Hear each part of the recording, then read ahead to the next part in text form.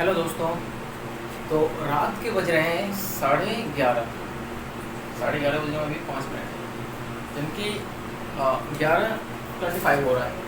और हम लेके आए हैं आज का एक इम्पोर्टेंट एडिटोरियल आया था हमारे न्यूज़पेपर में कि ये इस चीज़ के बारे में है कि 75% ऑफ रिवर मॉनिटरिंग। हम आज बिल्कुल ही बकवास करने के कल नहीं आए हैं, हम अपनी मुद्दे की बात करेंगे और वीडियो क्लोज करेंगे, ठीक है। आप लोगों के लिए एक ज़रूर ही नॉलेज एनहांस करने का टॉपिक रहेगा, ज़रा ध्यान से सुनिएगा। तो चलो करते हैं स्टार्ट। हम कह रहा है कि 75% of river monitoring stations, date है आज का 9/6/2022। 75% of river monitoring stations recorded heavy metal pollution. ऐसा किसने कहा है? CAC। CAC कौन है भाई? अच्छा, पहले इन्होंने कहा क्या कि 75% ऐसे जो रिवर मॉनिटरिंग स्टेशंस है ना, वहां से रिकॉर्ड किया गया है हैवी मेटल पॉल्यूशंस, यानी कि ऐसे जगह जहां से मछली उत्पादन करा जाता है, जहां पे रिवर मॉनिटरिंग स्टेशंस हैं, जहाँ से रिवर से हम कुछ ना कुछ उपयोगी चीज़ें निकालते हैं, या रिवर से हम कुछ ना कुछ अपना यूज़फुल चीज़ें जो होता है कुछ बनाते हैं वहाँ पे, या फिर कुछ निकालते हैं, उससे हम एक्सट्रैक्ट करते हैं रिवर से या फिर समुद्र से, ठीक है। इसकी बात कर रहे हैं, रिवर से नहीं, एक्चुअली मोस्टली ये समुद्र की बात करेगा, सी वाटर को, क्योंकि सी वाटर में ज़्यादातर मिनरल्स होता है और हार्ड मिनरल्स होता है। ये हार्ड मिनरल्स की ही बात कर रहा है कि वहाँ से हैवी मेटल्स जो होता है, हैवी मेटल पोल्यूशन रिकॉर्ड किया गया है। किसने बोला है ऐसा? CAC। अब ये CAC क्या होता है भैया? Centre for science and education. Centre for science and education ये एक नॉन गवर्नमेंटल इंस्टीट्यूशन है, यानी कि सरकारी जो है संस्था नहीं है, प्राइवेट संस्था है जो कि रिसर्च करती है इन चीज़ों पे। किस पे? एनवायरनमेंट पे, ठीक है। अब ये इसका जो ऑफिस है ये कहाँ पे है? दिल्ली में है। और कब स्थापित हुआ था? तो 1980 में करा गया था, ठीक है। यहाँ तक तो आपको समझ में आ गया होगा। अब बात करते हैं हम मुद्दे की कि एक्चुअली में क्या हुआ है, क्यों ऐसा बोला है इन्होंने। भैया देखो, बात एक्चुअली में ये है कि बहुत सारी बातें हैं करने को, जैसे कि मान लो यहाँ पे पहले हम देख लेते हैं एक बार कि हार्ड मेटल्स कौन कौन सा होता है। हार्ड मेटल्स हमारे पास जैसे कि lead, iron, nickel, cadmium, arsenic, chromium, copper, ये सारे जो हैं हार्ड मेटल्स हैं। अच्छा, ये सब सुना सुना सा लग रहा होगा एक तरह से, क्योंकि देखो ये जो lead, iron, nickel, arsenic, copper वगैरह है ना, हमारे घरों में भी है। हमारे घरों में भी नहीं है, भरपूर मात्रा में है। अरे सबके घर में टीवी, फोन, सबके पास में लैपटॉप, हाँ, गैजेट्स होते हैं, उन सब चीज में ये सारी चीजें तो आता है। कॉपर की वायर, बहुत सारी चीजें हमारे घर में जो हैं हार्ड मेटल्स की चीजें हैं हमारे घर के अंदरों में, ठीक है। अब उसमें से ऐसे भी बहुत सारी चीजें हैं जिसे कि हम यूज नहीं कर रहे हैं, लेकिन हमारे घर में पड़ा हुआ है, हम सबके घर में है। हम उसे यूज तो नहीं कर रहे पर हमारे घर में है। उससे नुकसान क्या है देखो भाई। अच्छा, जरा पहले हम बात करते हैं कि ये जो हार्ड मेटल्स है क्या नुकसान करता है। एक्चुअली में ये कहीं ना कहीं कैंसर का कारण है। कैंसर का कारण, अच्छा ये मैं इसलिए लाया हूँ, एक तो हमारे पास CAC ने क्या दिया है, एक न्यूज़ दिया है, ऊपर से अभी कैंसर का 100% ट्रीटमेंट का न्यूज़ आया है अमेरिका से 2-3 दिन पहले। तो हमारा क्या है कि देखो, lead, iron, nickel, cadmium, arsenic, chromium, copper, भाई ये सारी जो चीज़ें हैं ना हमारे घरों के अंदर है। अब हम क्या करते हैं, इसको कहीं ना कहीं हम फेंक देते हैं। अगर वो खराब हो गए तो हम उसको फेंक देंगे, और क्या कर सकते हैं, या कबाड़े में बेच देंगे। कबाड़ा वाला भी क्या करेगा, उसको जाके रिसाइकल करवाएगा, अगर नहीं होने वाला है तो फेंक देगा उसको। अब जब फेंक दिया कहीं पे, वो मिट्टी के अंदर चले गया या फिर उसे नदी में फेंक दिया, नदी में फेंक दिया तो उससे डायरेक्ट वो गल जाएगा, गलने लगेगा। अरे हार्ड मेटल्स होते हैं, उसे गलाने लगेगा, और वो जब गल जाएगा उसके अंदर जो भी हार्ड मेटल्स था वो किस में आ गया, पानी में आ गया। अब पानी के अंदर जो भी जीव हैं, जैसे कि मान लो मछली, फिश है, अब फिश को हम क्या करते हैं, निकालते हैं अपने यूज़ के लिए। फिशिंग बहुत ही लार्ज अमाउंट में होता है हमारे इंडिया में भी। केरल जो हमारे कोस्टल एरियाज हैं, नीचे के साउथ वाले रीजन, वहाँ पे एक्चुअली में क्या होता है कि अब उस हार्ड वाटर को, इस हार्ड मेटल्स को जो पिघल गया और पानी में मिल गया वो हार्ड वाटर हो गया। यानी कि अब उस हार्ड मेटल्स को जो फिशेज हैं, जो उसमें रहने वाले, पानी में रहने वाले जीव हैं, उसने कंज्यूम करा, उसने क्या करा, कंज्यूम करा। और जब हमने उसको खाया, अच्छा जब वो छोटा सा मछली है, उसने थोड़ा थोड़ा धीरे धीरे बड़ा बड़ा जैसे जैसे वो बढ़ते गई वैसे वैसे उसने बहुत ज़्यादा हार्ड मेटल्स को कंज्यूम कर लिया।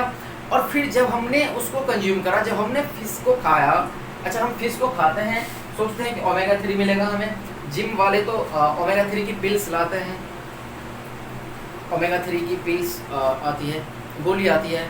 और मछलियों में बहुत ज़्यादा ओमेगा 3 होता है, फिश ऑयल होता है नहीं, हमारे जॉइंट्स के लिए बहुत अच्छा होता है, ठीक है, खाना चाहिए। लेकिन प्रॉब्लम क्या है कि ये जो मछलियां हैं, उन्होंने समुद्र से ये सारे जो हार्ड मेटल्स अपने अंदर रख रखा है, उस हार्ड मेटल्स का क्या, अपने अंदर जो हार्ड मेटल्स उसने रख रखा है, उस हार्ड मेटल्स को जो हमने खाया उसका क्या, एक तो मछली कैसे बनेगा, चलो इसके अंदर पूरा हार्ड मेटल भरा हुआ है, ठीक है, हार्ड मेटल भरा हुआ है, ये सारे आर्सेनिक बहुत ज़्यादा अमाउंट में, लेड होता है पानी में, आयरन होता है। अरे लेड तो हमारे गैजेट्स में बहुत ज़्यादा यूज होता है। वो जो होता है, आपने देखा होगा गाड़ियों के जो बैटरीज होता है, लेड का बैटरी होता है, वो होता है ना, अभी कौन सा गाड़ी वो जो चलता है, मिनी ऑटो, क्या है उसको, मिनी मेट्रो, ई रिक्शा, उसमें बैटरी है, बैटरी रिक्शा, लेड के बैटरी। अब ये जो मछली खा रखा है इसने पूरा, अब हमने जब इसको कंज्यूम करा तो इसे कंज्यूम करने के बाद ये जो जितने भी हार्ड मेटल्स थे वो हमारे बॉडी में आ गया।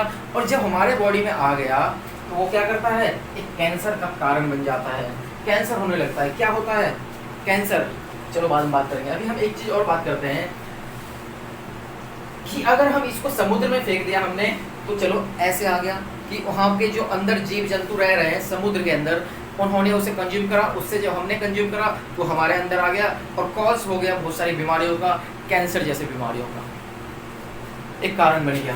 अगर हम क्या करें, इसको समुद्र में ना फेंक के, वाटर बॉडीज में ना फेंक के, अच्छा जो CSE ने इंफॉर्मेशन दिया, ये तो रिवर्स मॉनिटरिंग फॉर स्टेशंस का दिया है। अगर हम इसको समुद्र में फेंके ही ना, अगर हम इसको जमीन के ऊपर फेंक दें, भाई जमीन के ऊपर हमने फेंक दिया, अब वो कचरा ढेर हो जाएगा एक जगह। एक सेकंड,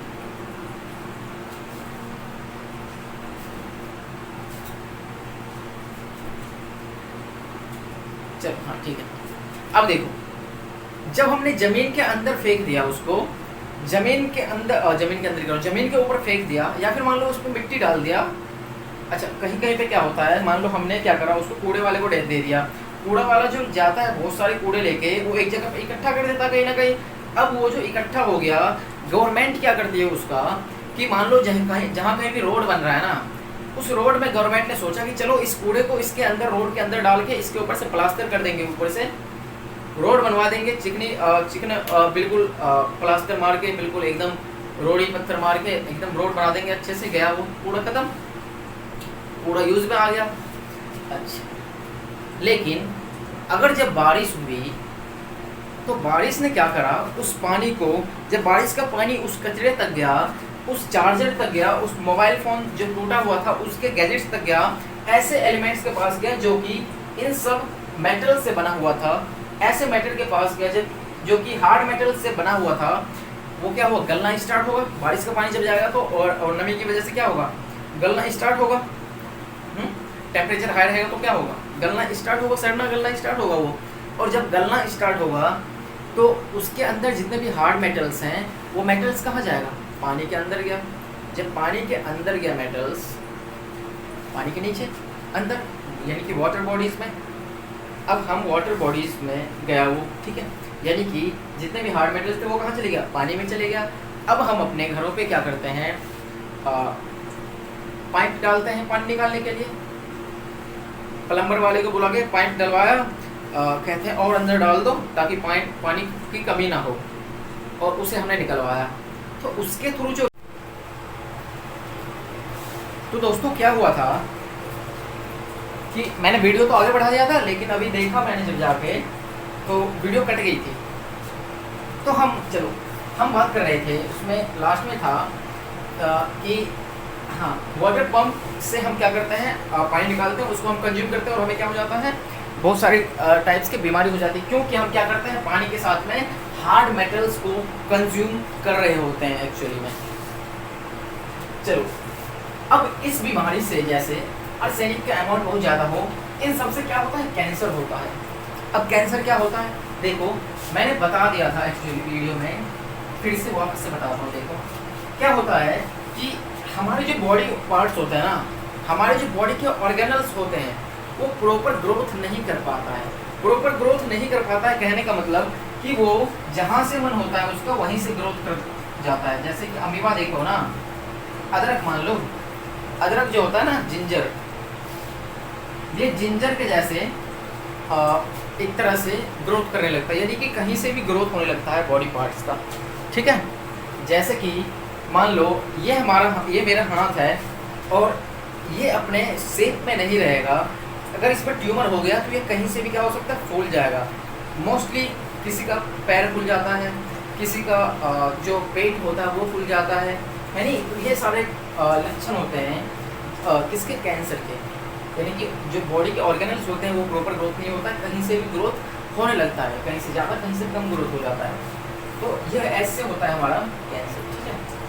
अब एक 2 दिन पहले एक खबर आई है अमेरिका से कि उन्होंने क्या करा है, कैंसर का 100% ट्रीटमेंट करा है। हाल ही में 100% ट्रीटमेंट करा है कैंसर का।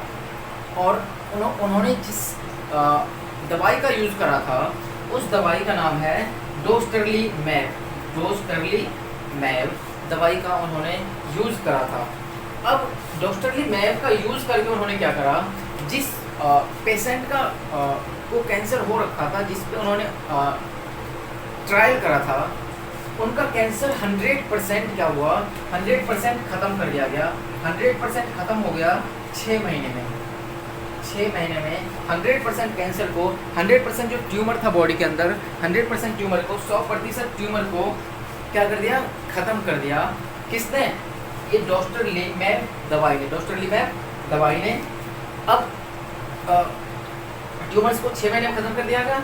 अब ये जो कैंसर पे ट्रायल हुआ था वो कौन सा कैंसर था, वो रेक्टल कैंसर था। रेक्टल कैंसर दोस्तों, आपको रेक्टम पता होगा, हमारी बॉडी पार्ट्स के जो हमारे बॉडी का वो पार्ट जहाँ से वेस्ट मटेरियल्स बाहर आता है, एक्सक्रीट होता है, वो रेक्टम होता है। और वहीं पे क्या हुआ था, इनको रेक्टल कैंसर हो गया था। तो उसके अंदर जितने भी ट्यूमर्स थे ना, उस पेशेंट्स के अंदर जितने भी ट्यूमर्स थे सभी को इराडिकेट कर दिया गया था 6 महीने के अंदर। और इस डोज को कैसे दिया था, डोस्टरलीमैब को दवाई को कैसे दिया गया था, तो 6 महीने में 3-3 हफ्ते तक, 3-3 हफ्ते के बाद में इस डोज को दिया गया था, ठीक है। 6 महीने तक चला था, 3-3 हफ्ते के बाद में, ठीक है। डोस्टरलीमैब दवाई कैंसर को ख़त्म करा था। कौन सा कैंसर, तो रेक्टल कैंसर। कहाँ पे, अमेरिका में, ठीक है। अब इस कार्य के लिए अमेरिका को बहुत ज़्यादा प्रेज़ किया जा रहा है, प्रोत्साहन मिल रहा है, ठीक है। अब एक अच्छे भविष्य के लिए हो सकता है ये दवाई बहुत जल्दी हर जगह पे उपलब्ध करा दिया जाएगा, है नहीं। लेकिन पहले इसकी और भी ज़्यादा अभी चेकिंग होगी, ट्रायल किया जाएगा। अगर ये सक्सेसफुल रहा तो फिर एक बहुत ही अच्छी खबर होगी, एक अच्छी सूचना होगी जो कैंसर के पेशेंट्स हैं उनके लिए। क्योंकि जो कैंसर है ना, बहुत ज़्यादा मात्रा में फैल रहा है कहने का मतलब कि बहुत ज़्यादा लोग